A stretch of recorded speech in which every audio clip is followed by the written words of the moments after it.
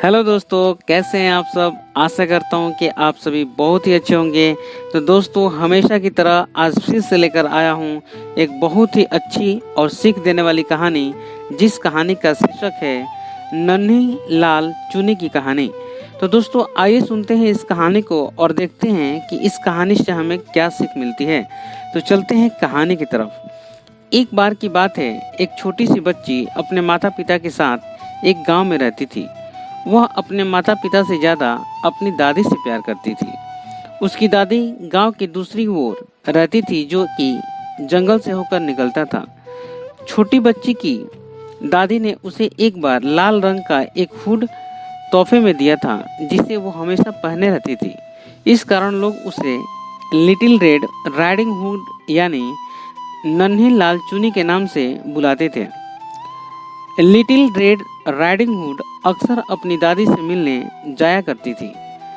वह ज़्यादातर समय वहाँ रहती थी और फिर अपने माता पिता के घर चली आती थी। दादी भी लिटिल राइडिंग से बहुत प्यार करती थी। एक बार लिटिल रेड राइडिंग हुड की दादी की तबीयत अचानक खराब हो गई। इस वजह से वह उनसे ज़्यादा नहीं मिल पाती थी। उसे इस बात का बहुत दुख था। तभी उसे पता चला कि उसकी मम्मी दादी के लिए भोजन और दवाइयाँ लेकर जा रही हैं। वह दौड़ी दौड़ी अपनी मम्मी के पास पहुंची और पूछा, माँ, आप ये भोजन और दवाइयाँ किसके लिए लेकर जा रही हो? इस पर लिटिल रेड राइडिंग हुड की माँ ने कहा, बेटा, मैं ये भोजन और दवाइयाँ तुम्हारी दादी के लिए लेकर जा रही हूँ। यह सुनकर लिटिल रेड राइडिंग हुड बहुत खुश हो गई और माँ से कहने लगी कि माँ, क्या मैं ये भोजन और दवाइयाँ दादी के लिए मैं लेकर जाऊँ? मुझे उनसे मिलना भी है।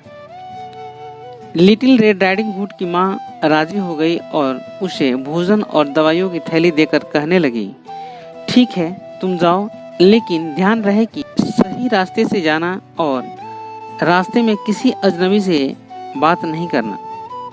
यह सुनकर लिटिल रेड राइडिंग हुड ने कहा, ठीक है माँ, मैं सीधी दादी माँ के घर ही जाऊंगी।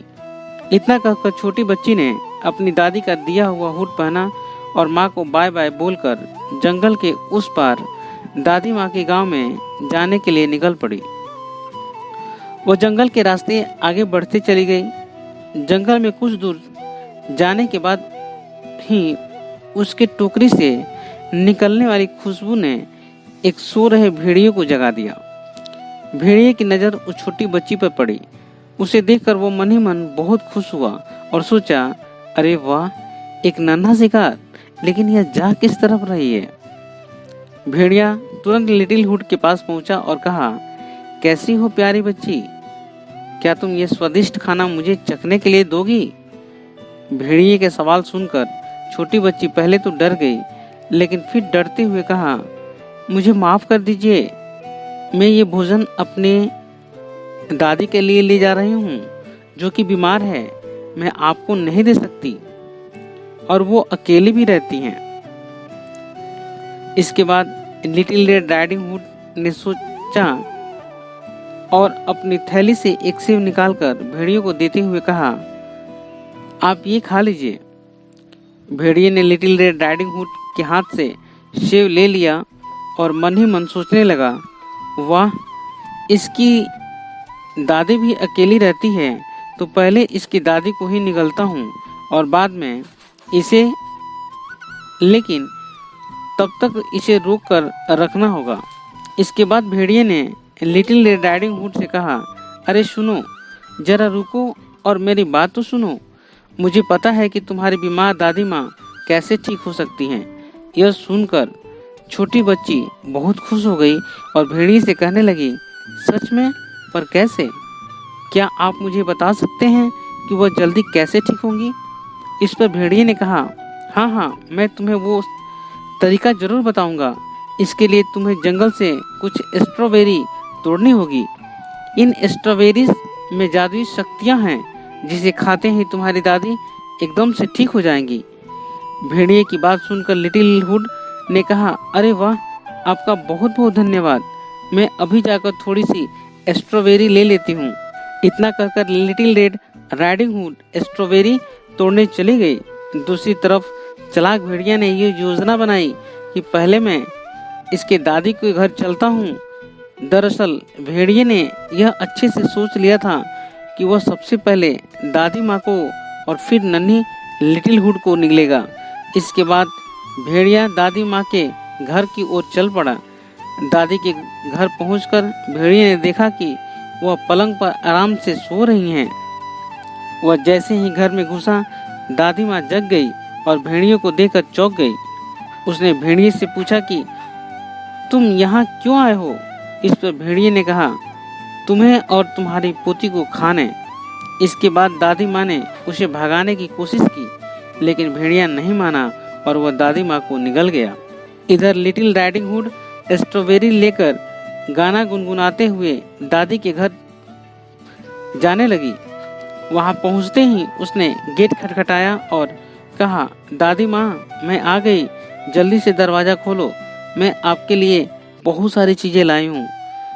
तभी घर के अंदर से आवाज आती है, मेरी बच्ची, दरवाजा खुला है, तुम सीधे घर में आ जाओ। यह आवाज सुनकर लिटिल रेड को थोड़ा आश्चर्य हुआ। दरअसल उसे अपनी दादी की आवाज बदली हुई लगी, लेकिन उसने सोचा कि शायद तबीयत खराब होने की वजह से उनकी आवाज बदल गई होगी। फिर उसने गेट खोला और घर में घुस गई। यहाँ उसने देखा कि कमरे में पूरा अंधेरा सा छाया हुआ है। वह अपनी दादी को आवाज लगाने लगी, दादी, दादी, आप कहाँ हो और कमरे में इतना अंधेरा क्यों है?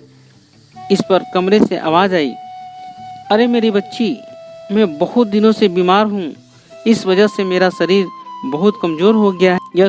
यह सुनकर लिटिल रेड अंदर आ गई और फिर उसने कहा, अच्छा, लेकिन आपके कान इतने बड़े कैसे हो गए?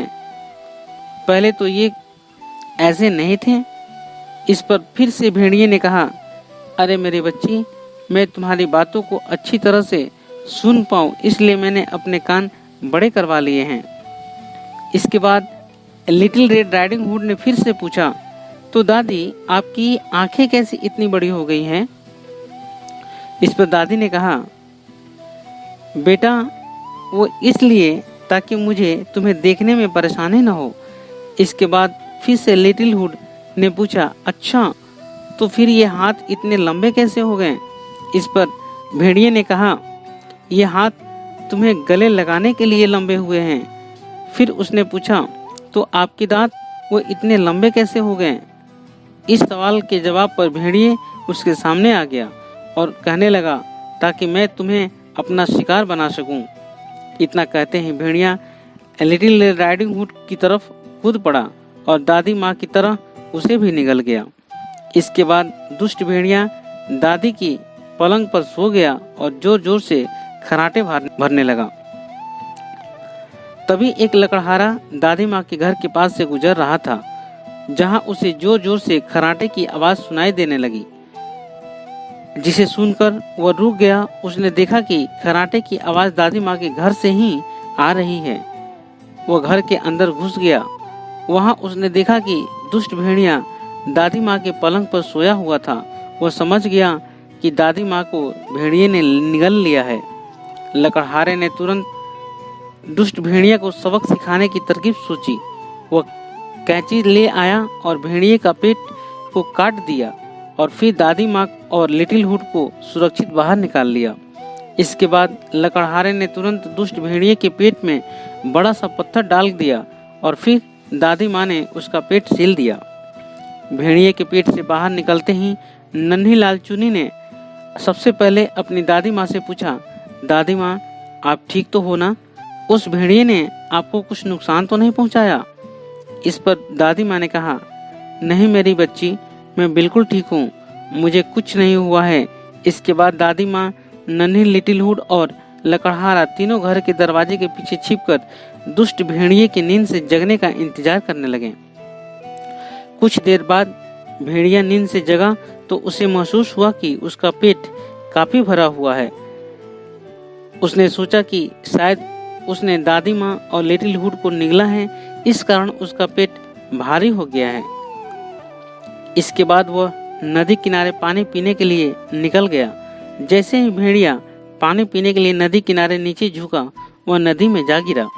इसके बाद दादी माँ, लिटिल हुड और लकड़हारा बहुत खुश हुए और वापस अपने घर की ओर चल पड़े। घर पहुंचकर लिटिल हुड ने अपनी दादी माँ से वादा किया कि वह आगे से कभी भी किसी अजनबी से बात नहीं करेगी और साथ ही साथ उसने अपनी और दादी माँ की जान बचाने के लिए लकड़हारे को शुक्रिया कहा।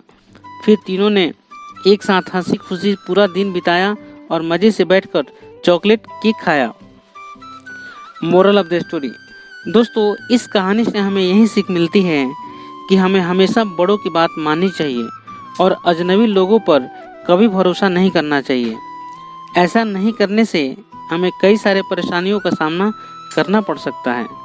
Thank you. तो दोस्तों इस कहानी को सुनने के लिए बहुत बहुत धन्यवाद। दोस्तों अगर ये कहानी आपको अच्छी लगी तो इस कहानी को आप लाइक करें, शेयर करें। साथ ही साथ अगर आप चाहते हैं कि ऐसे ही प्रेरक और सीख देने वाली कहानियाँ सुनते रहें और अपने बच्चों को भी सुनाते रहें जिससे उनका मानसिक विकास हो सके, तो आप मेरे इस चैनल को सब्सक्राइब कर लें और साथ ही साथ बेल आइकन को भी प्रेस कर लें ताकि मैं कोई भी इंफॉर्मेटिव वीडियो अपने इस चैनल पे अपलोड करूं जिसका नोटिफिकेशन आपको सबसे पहले मिले। तो दोस्तों अब आपसे विदा लेता हूं और मिलता हूं एक नए कहानी में। तब तक के लिए जय हिंद, जय भारत।